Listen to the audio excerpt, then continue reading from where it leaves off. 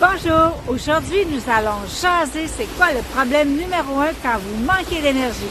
Je vous donne un exemple et je vous partage un petit truc.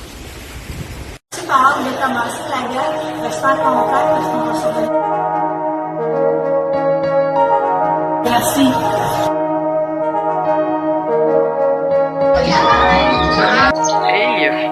Je vous souhaite une super belle journée. Bye bye. Souvenez-vous quand vous avez plein d'énergie. Vous avez hâte de sortir les pieds du lit, vous avez le sourire facile, les idées créateurs pop et vous sortent de la tête. Tandis que quand vous manquez d'énergie, vous avez l'impression d'avoir les pieds dans un sable mouvant. Vous pensez au prochain repas, à retourner vos messages, à payer des comptes. Vous avez juste hâte au vendredi ou à la fin de semaine car vous vous sentez déjà épuisé.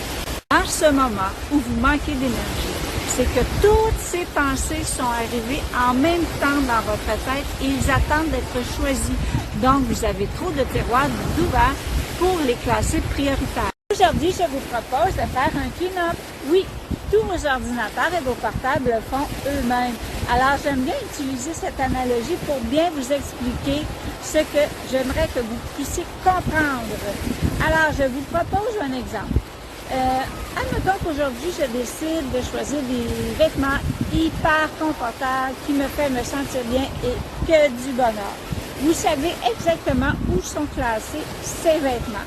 Probablement, sans vous en rendre compte, vous avez aussi classé les vêtements un peu plus cool, les vêtements un peu plus chic dans votre penderie.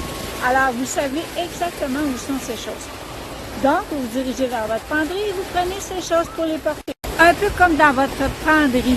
Vous avez bien classé ces choses et vous savez où elles sont. Un peu comme vos amis. Vous les gardez proches, vous les classez proches de vous. Ceux que vous aimez et ceux qui vous font vous sentir bien. Alors, petit truc pour vous, si vous êtes visuel, écrivez toutes ces choses que vous avez besoin de faire. Ensuite, faites des X sur ce qui n'est pas prioritaire pour vous afin de pouvoir fermer ces portes et de passer à l'action. Si vous êtes capable de le faire avec vos pensées, voyez-vous, fermez ces portes, fermez ces tiroirs afin de pouvoir focusser sur ce que vous allez choisir.